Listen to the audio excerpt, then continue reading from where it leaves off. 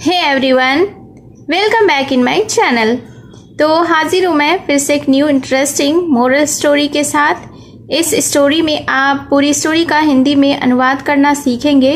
इसके साथ ही स्टोरी को रीड करना और इंग्लिश वर्ड्स के करेक्ट प्रोनाउंसिएशन के बारे में भी सीखेंगे।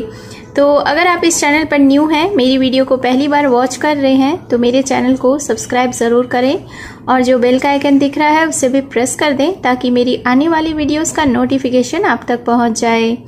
तो आज की स्टोरी बहुत ही इंटरेस्टिंग है, वीडियो के एंड तक बने रहिएगा।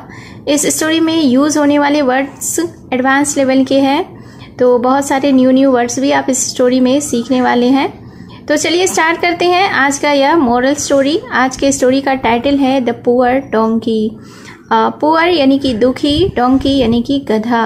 तो शीर्षक का अर्थ हुआ दुखी गधा। So let's begin the story.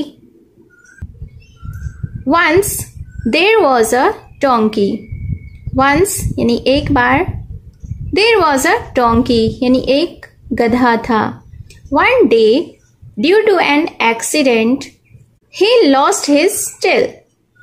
One day यानी कि एक दिन, due to an accident, due to यानी के कारण, accident का अर्थ होता है दुर्घटना, lost यानी कि खोया, tail का अर्थ होता है पूंछ, his यानी कि उसका। तो one day यानी कि एक दिन, due to an accident यानी दुर्घटना के कारण, he lost his tail उसने अपना पूंछ खो दिया। He was deeply anguished by this loss. Deeply का अर्थ होता है गहरा, anguished यानी कि दुखी या दुख, loss यानी कि नुकसान। तो he was deeply anguished by this loss यानी कि वह गहरे दुख में था इस नुकसान के कारण। He kept crying and crying. Crying यानी कि रोया, तो वह रोता रहा और रोता रहा। He then thought, I think I should go and search for my tail. Thought का अर्थ होता है सोचा, think यानी कि सोचना, thought past tense है, V2 है, इसलिए यहाँ पे सोचा। think का अर्थ होता है सोचना। go यानी कि जाना, search यानी कि खोजना। तो इस सेंटेंस को हम लोग देख लेते हैं। He then thought, तब उसने सोचा, I think I should go and search for my tail. मुझे लगता है कि मुझे जाना चाहिए और अपनी पूंछ को खोजना चाहिए। He searched here and there. Searched यानी कि खोजा, here यानी यहाँ, there यानी कि वहाँ। तो He searched यानी कि उसने खोजा, here and there यानी यहाँ और वहाँ। While searching around, he entered a garden. While का अर्थ होता है दौरान, around यानी कि इधर उधर या चारों तरफ, entered यानी कि प्रवेश किया, garden यानी कि बगीचा। तो while searching around यानी कि इधर उधर खोजने के समय या इधर उधर खोजने के दौरान, he entered a garden उसने एक बागीचे में प्रवेश किया। He crushed the plants under his feet as he was lost in his own thoughts.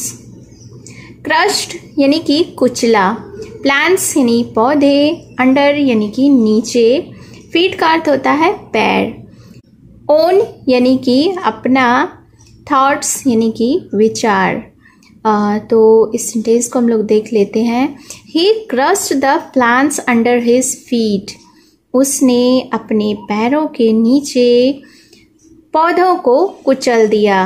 As he was lost in his own thoughts. जब वह अपने ही विचारों में खोया हुआ था, यानी कि वह जो गधा था वह अपनी पूंछ की खोज में इस तरह मगन था और अपने ही विचारों में खोया हुआ था कि उसे यह पता भी नहीं चला कि उसने अपने पैरों से पौधों को कुचल दिया। The gardener seeing this got angry. Gardener का अर्थ होता है माली, गॉट एंग्री यानी कि क्रोधित हुआ। तो the gardener seeing this got angry, यानी कि यह देखकर माली क्रोधित हो गया, यह देखकर मालिक को गुस्सा आ गया। ही थॉट, उसने सोचा, this donkey has come to my garden to spoil my plants and eat my vegetables. Spoil का अर्थ होता है नष्ट करना, ईट यानी कि खाना, वेजिटेबल्स यानी कि सब्जियां।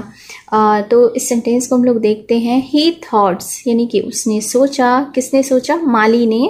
This donkey has come to my garden to spoil my plants and eat my vegetables, यानी कि यह गधा मेरे बागीचे में आया है ताकि मेरे प्लांट्स को, मेरे पौधों को नष्ट कर सके और मेरी सब्जियों को खा सके। I will have to save my garden from him, मुझे अपना बागीचा उससे बचाना होगा। He shouted at the donkey, shouted यानी कि चिल्लाया, तो वह गधे पर चिल्लाया। But the donkey did not listen to him, listen यानी कि सुनना, लेकिन गधे ने उसकी नहीं सुनी। So the gardener brought a thick stick and beat the donkey till he ran off. So यानी कि इसलिए, ब्राउट का अर्थ होता है लाया, थिक यानी कि मोटा, स्टिक यानी कि लाठी या छड़ी, बीट का अर्थ होता है मारना, रैन ऑफ यानी कि भाग गया। सो तो इस सेंटेंस को हम लोग देखते हैं। सो यानी कि इसलिए, the gardener brought a thick stick, माली एक मोटा लाठी लाया, एंड बीट द डोंकी और गधे को मारा, टिल ही रैन ऑफ जब तक कि वह भाग नहीं गया। The donkey was shocked and in great pen, shocked यानी कि हैरान, ग्रेट पेन यानी बहुत दर्द, तो गधा हैरान था और वह बहुत ही दर्द में था। Now besides his tail he also cried for the beating he had received. Besides यानी कि अलावा, ऑल्सो यानी कि भी, क्राइड यानी कि रोया, रिसीव्ड यानी कि प्राप्त किया या मिला।